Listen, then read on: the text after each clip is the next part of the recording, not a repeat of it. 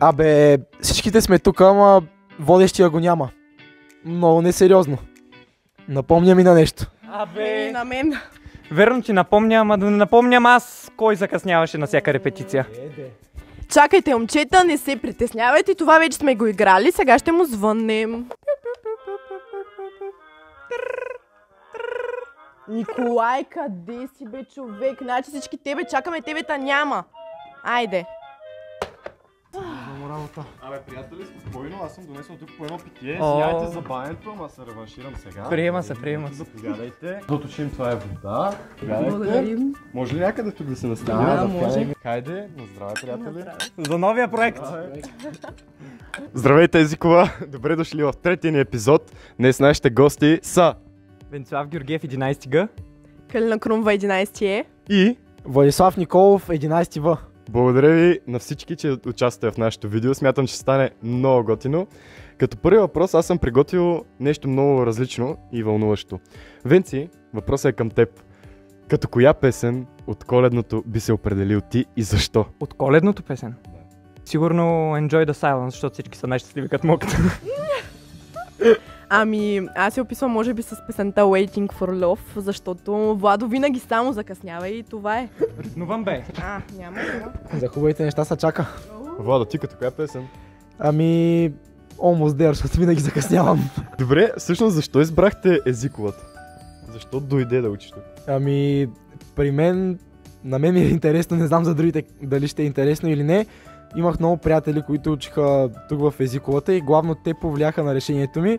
Обаче, в последствие, като разбрах за традиции, обичаи и така нататък, реших, че това ще е училището за мен, понеже аз влезнах на трето класиране тук. Буквално на деня, в който щяхме да ходим да се записваме, казах на тати, карай към вече. Така ли, ти защо? Ами, като цяло, моята братовчетка е учила тук и аз не бях много за, но тя като ми обясняваше всъщност, нали, за фестове, за колени, за всички тия традиции, които имаме всъщност. И не знам, казах си, хайде, нали, ще пробваме и ще видим. Не съжаляваш? Но не изобщо. Изобщо. Венци, ти си интересен човек. Защо избра точно езиковата? Ами в началото, в интерес на истината, исках да уча в друга паралелка, в друг град с хуманитарен профил, защото това ми бяха тогавашните планове за реализация. Но много мои приятели, които вече учеха тук, ми казаха, идвай, това е за тебе, ще ти хареса, така че мога да направя едно заключение от отговорите на тримата, че в началото и тримата сме се дърпали, затова може би не сме избрали ние езиковата, а езиковата е избрала нас, колкото и клиширано и банално да звучи. Кали, искаш да ми разкажеш някоя забавна история всъщност от репетициите? Имаш ли нещо, което ти изниква на ум? Да, със сигурност имам. Значи, правим репетиция, нали? Аз, Владо, Венци и аз съм с токчета. И минаваме тук, ама аз вече една такава супер развълнувана, нали, с токчетата. И понеже тук имам малко дупки, и аз минавам. Така. И аз минавам.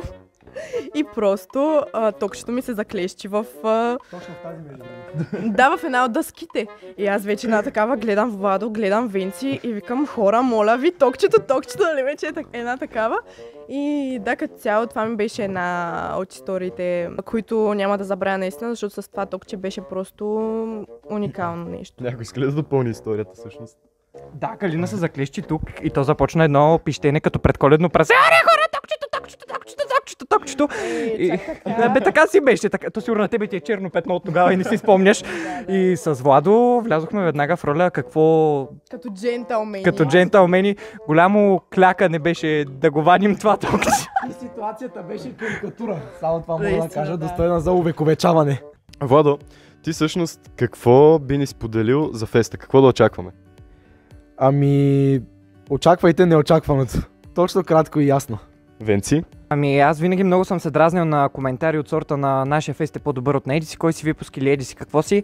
В крайна сметка не мисля, че трябва да правим надпревара кой ще направи нещо по-добро от другите, да се сравняваме с нашето аз от вчера, да запомним грешките, които сме допуснали на коледното и да се постараем тях да изгладим на феста, защото това е единствения начин, по който можем да прогресираме.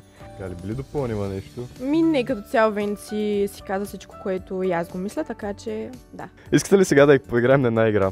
Хайде. Казва се, кой е най-вероятно да. Кой е най-вероятно да закъснее? Точно и ясно просто. Но не е точно Влади. Но не е точно с Влади със сигурност, да. Не знам за какво Да, говоря. бе! Не знам за какво говоря. Интересното за моите закъснения беше, че аз, както винаги съм си мислил, че имам супер гъвкаво свободно време, се оказа изведнъж, че нямам. И репетициите случваха така, че или имам фуч, или отивам да ритам, понеже спортна натура предполагам ми личи.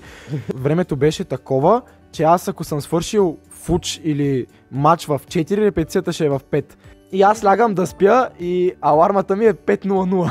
Не е примерно 5 без 5 или нещо от този сорт, ако е в 5, ами е 5:00, да взема максимално много от съня. Кой е най-вероятно да се изнери по време на репетиция? Венци. Аз съм Дзен. Сега, нашия последен въпрос. Кой беше най-хубав от вас по време на самото събитие? Всички, Венци, Владо Еми. и Калина. На Калина ли го остави? Ех ти скромната! Скромната! Благодаря ви, че гостувахте за нашето видео. Моля, абонирайте се, харесайте това видео, споделете го на приятел, нека да достигне повече хора. И не забравяйте, че възможностите са във вас. Айде! На здраве! За финал! За добре свършената работа!